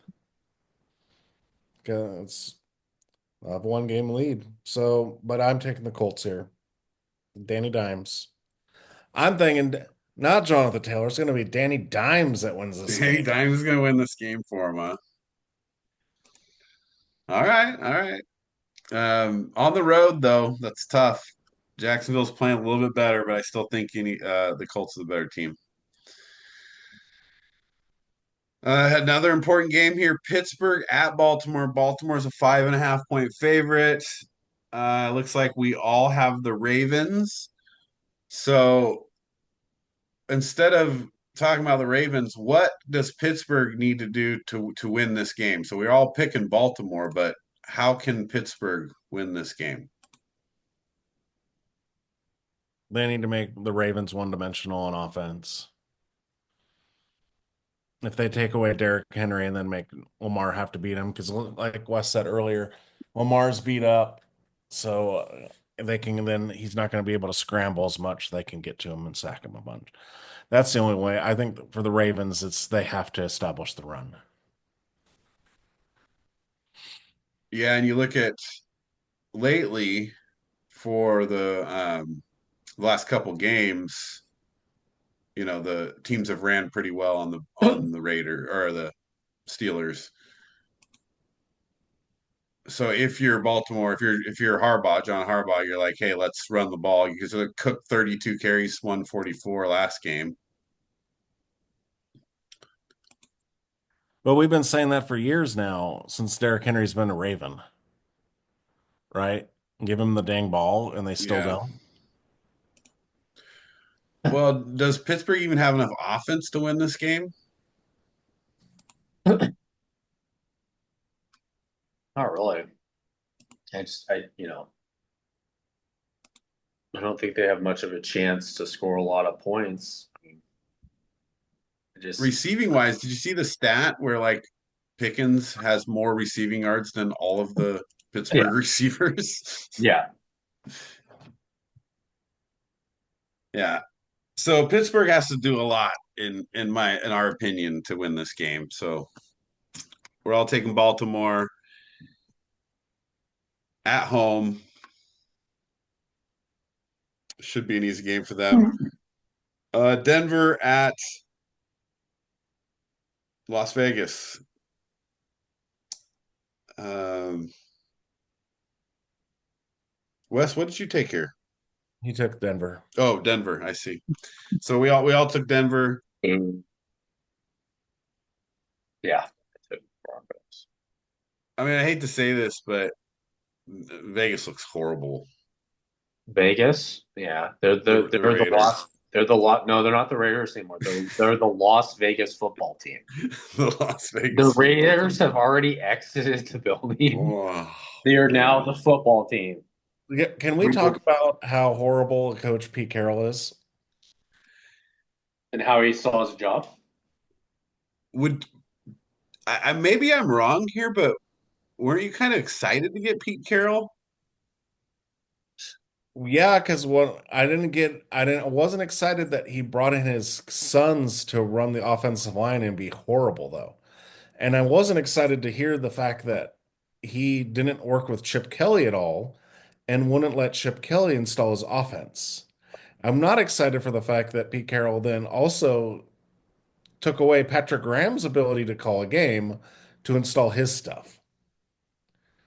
So at first I was like, okay, Pete Carroll, but no, the dude's an old man who screwed the Seahawks out of a second Super Bowl, Cool. his incompetence. And he comes to the Raiders, to the Las Vegas football team, and totally S's the bed here.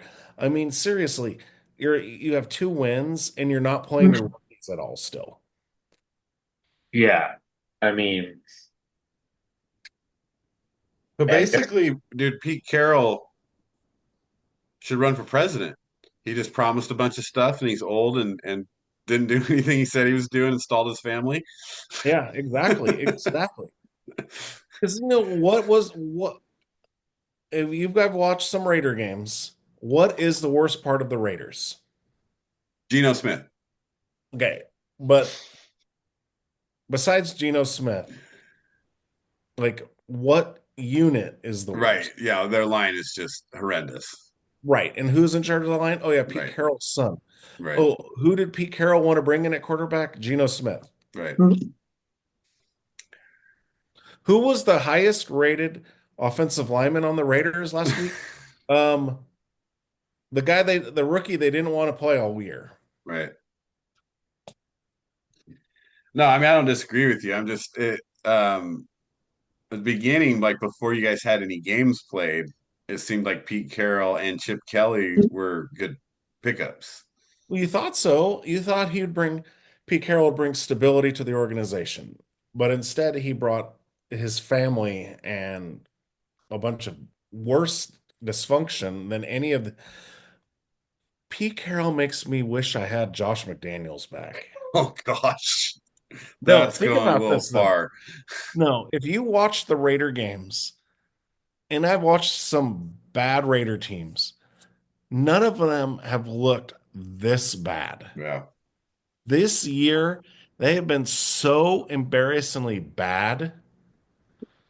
They haven't even been like half the more than like 70% of the games they haven't even been close. One of the things that I see when I watch, the Raiders play is, there's really no fire in the players. They're not excited to play at all. They don't play the whole, 60 minutes. They don't even play 30 minutes some of the times. Even the beginning of the year though, when it was still new and fresh, they just didn't. They never looked like they were a motivated team. But maybe they'll come out and beat Denver. No, hopefully not. This needs to be a rock bottom season so they can start over. Yeah. And then here you go, Wes. Then they can get Mike Tomlin as coach. I don't know if you want him at this point. I mean, I I don't know what to say. I think you said everything there. I just call them the Las Vegas football team now. They, I kind of buried them in my backyard like week 4. Like, But don't worry, the season will end and there'll be a whole new season to be excited about next year.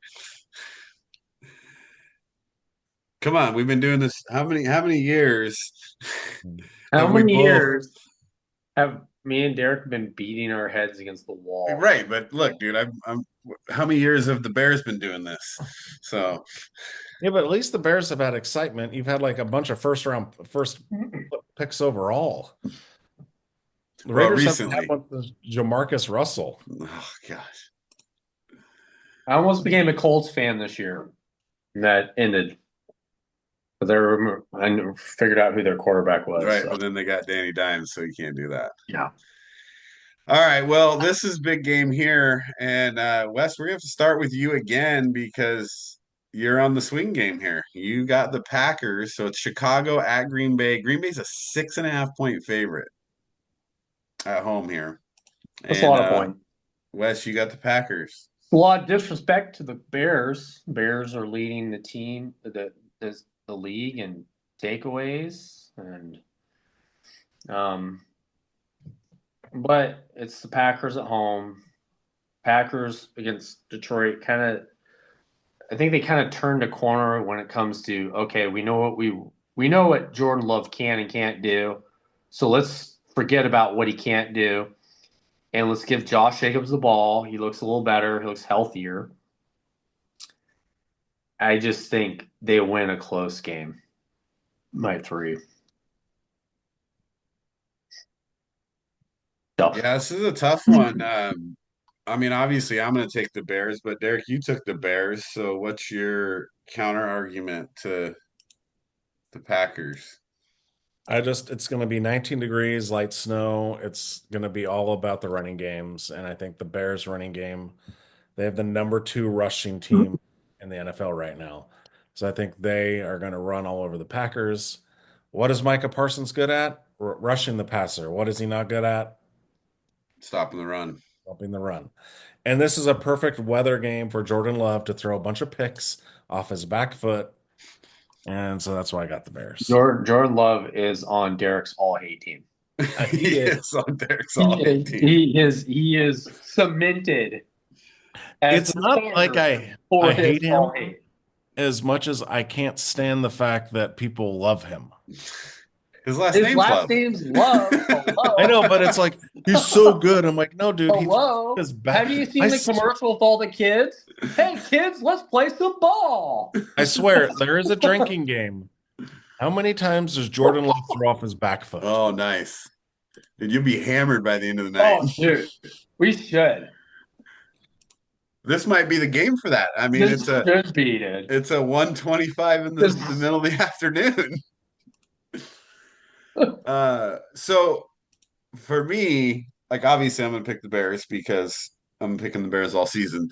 But this is a really like a get over the hump game for the Bears, regardless of your 9-3, regardless of your leading the division, until you can beat the Packers and you have them two times in the next 3 weeks.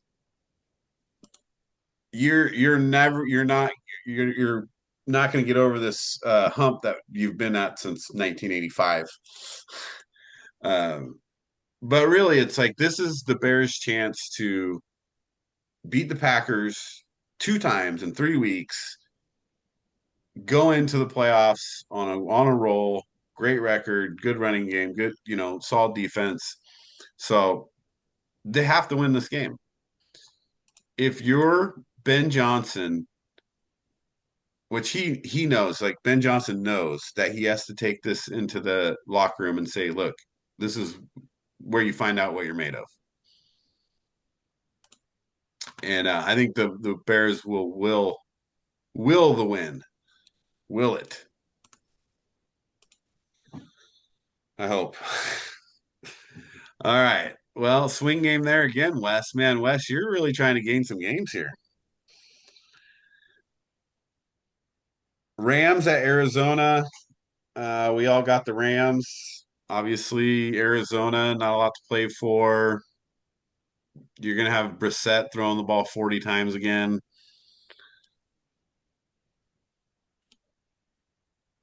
I don't even know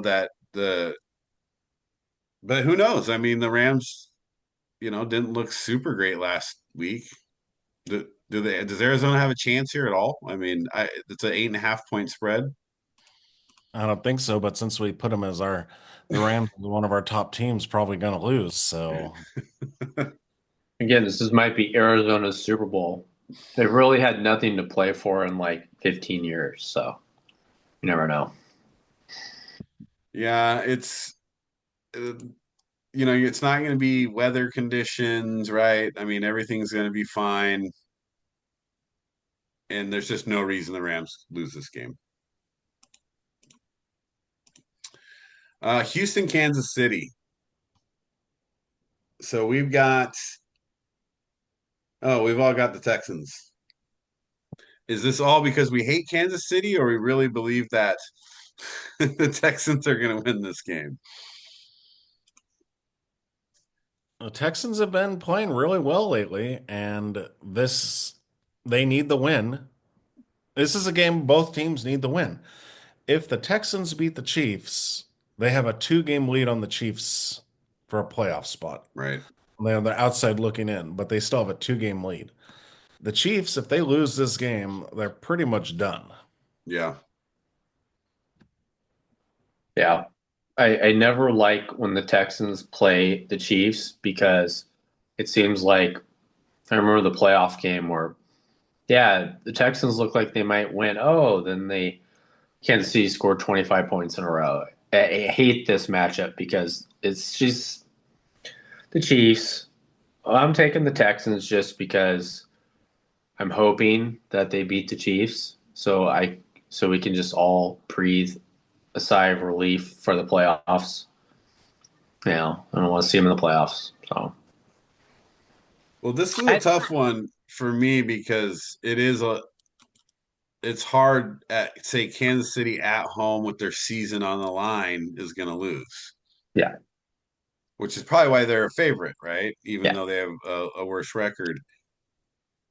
For me, though, what it came down to, the reason I stayed with Houston is because Houston's defense is starting to become what it should be, should have been all year. And if you watch their defense, the way they're not just flying to the ball, but coming off the edges and they're rushing the quarterback, like Mahomes is going to be running for his life. Yeah. And so I think Houston wins this with defense. That's why I took them. All right, last game, Monday Night Football, Philly at Los Angeles. This has just become a crazy game to me. We all took the Eagles. Eagles are a favorite on the road going into LA. But your Chargers are 8-4. This is an important game for them. They're both 8-4. they're both been mildly inconsistent all year, even though they're both 8-4.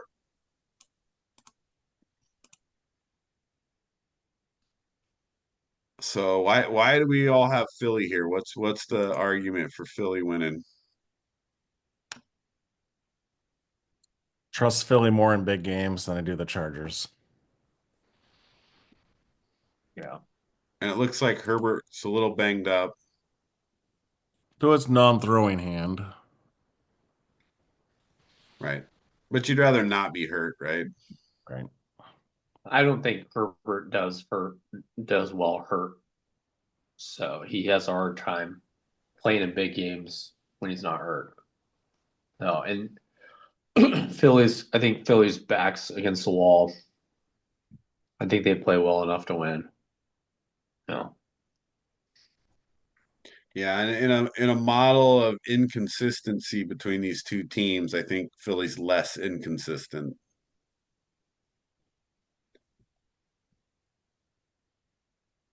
Defensively, though, Philly hasn't looked that great.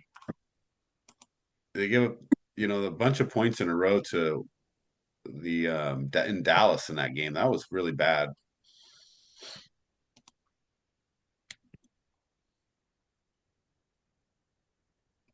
Now, the Chargers' offense to me doesn't seem very powerful, though.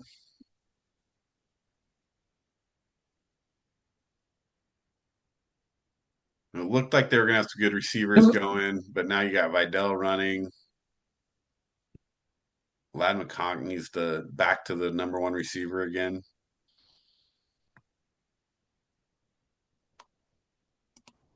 So I think we all go Philly there. No swing game. All right. So what do we got our swing games? We got a few swing games with the Bears game. So we got Bears, Packers, Indy, and the Jags. So those are the games to watch this week. A couple of the smaller games, but nobody cares about those. So Yeah. And then Wes has got the Bengals. Well, and then what's funny is we did forget a game that no one cares about, and that was the Buccaneers Saints, which we all took the Bucks, and no one cares about the Saints. Oh yeah, we skipped right over that game because I was tired of going. Like, that was like the fourth game in a row that nobody cared about, so we had to skip it.